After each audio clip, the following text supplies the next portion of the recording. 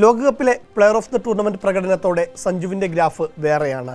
Format വേറെയെങ്കിലും അവഗണിക്കാനാവാത്ത വിധം സഞ്ജു വളർന്നിട്ടുണ്ട്. ബാക്കപ്പ് ഓപ്ഷനാണെങ്കിലും ലോകകപ്പിന് മുൻപായി ചില മത്സരങ്ങളിൽ സഞ്ജുവിനും അവസരം ലഭിക്കും. 2027 ഏകദിന ലോകകപ്പിന് വേദിയാകുന്ന ദക്ഷിണാഫ്രിക്കയിൽ ഏകദിന സെഞ്ചുറിയും T20 സെഞ്ചുറിയും ഉണ്ട് എന്ന റെക്കോർഡും സഞ്ജുവിന് അനുകൂല ഘടകമാണ്.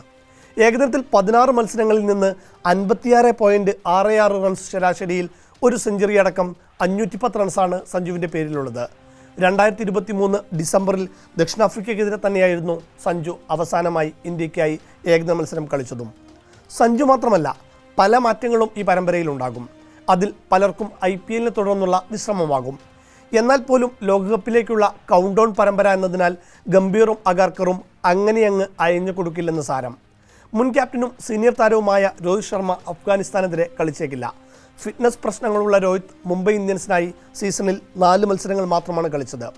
പൂർണ്ണ ഫിറ്റ്നസ് വീണ്ടെടുത്താൽ മാത്രമേ രോഹിത്തിനെ പരിഗണിക്കൂ. രോഹിത്തിൻ്റെ അഭാവത്തിൽ യശസ്വി ജയ്സ്വാളിനെയാകും ഓപ്പണിംഗിലേക്ക് പരിഗണിക്കുക. അങ്ങനെയെങ്കിൽ ശുഭ്മാൻ ഗിൽ ജയ്സ്വാൾ കോംബോ ഓപ്പണിംഗ് ഇറങ്ങും. അഭിഷേക് ശർമ്മ ഉൾപ്പെടെയുള്ള താരങ്ങൾ ഓപ്പണിംഗ് സ്പോട്ടിനായി വരുന്നുണ്ടെങ്കിലും ഏകദിന ഫോർമാറ്റിൽ പ്രഥമ പരിഗണന ജയ്സ്വാളിനാകും നൽകുക. വൺ ഡൗൺ പൊസിഷനിൽ വിരാട് കോഹ്ലി തുടരും. നിലവിൽ ഈ ഫോർമാറ്റിൽ മാത്രമാണ് അദ്ദേഹം രാജ്യാന്തര തലത്തിൽ കളിക്കുന്നത്. 4-ാം നമ്പറിൽ ടീമിലേക്ക് തിരിച്ചുവരവിനൊരുങ്ങുന്ന ശ്രേയസ് അയ്യരെത്തും. വൈസ് ക്യാപ്റ്റനായ ശ്രേയസിനെ ഷോർട്ടർ ഫോർമാറ്റിൽ അടുത്ത ക്യാപ്റ്റനാക്കി മാറ്റാനും സാധ്യതയുണ്ട്. 5-ാം സ്ഥാനത്ത് KL രാഹുൽ അല്ലെങ്കിൽ സഞ്ജു സാംസൺ. ആദ്യ നറുക്ക് രാഹുലിന് തന്നെയാകും. ഇനി ബാറ്ററായി മാത്രം സഞ്ജുവിനെ പരിഗണിച്ചാലും അത്ഭുതപ്പെടേണ്ട. 2020 ലോകകപ്പിലെ മികച്ച പ്രകടനത്തിന് പിന്നാലെ IPL-ൽ 2 സെഞ്ചുറി അടിച്ച് പീക്കിലാണ് സഞ്ജു.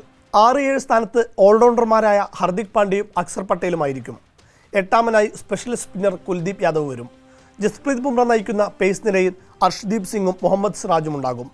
മുഹമ്മദ് ഷബിയെയും IPL-ൽ മികച്ച ഫോമിലുള്ള വെറ്ററൻ താരം ഭുവനേശ്വർ കുമാറിനെയും പരിഗണിക്കണമെന്ന ആവശ്യം ശക്തമാണ്.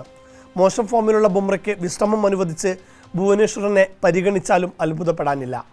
ലോകകപ്പിന് മുന്നോടിയായി അഫ്ഗാനിസ്ഥാൻ, ശ്രീലങ്ക, വെസ്റ്റ് ഇൻഡീസ് ഉൾപ്പെടെ ടീമുകളുമായി 20 ഏകദിന മത്സരങ്ങളാണ് ഇന്ത്യ കളിക്കാനുള്ളത്. ഇതിൽ നിന്നൊരു കോമ്പിനേഷൻ ഇന്ത്യക്ക് ഉണ്ടാക്കണം.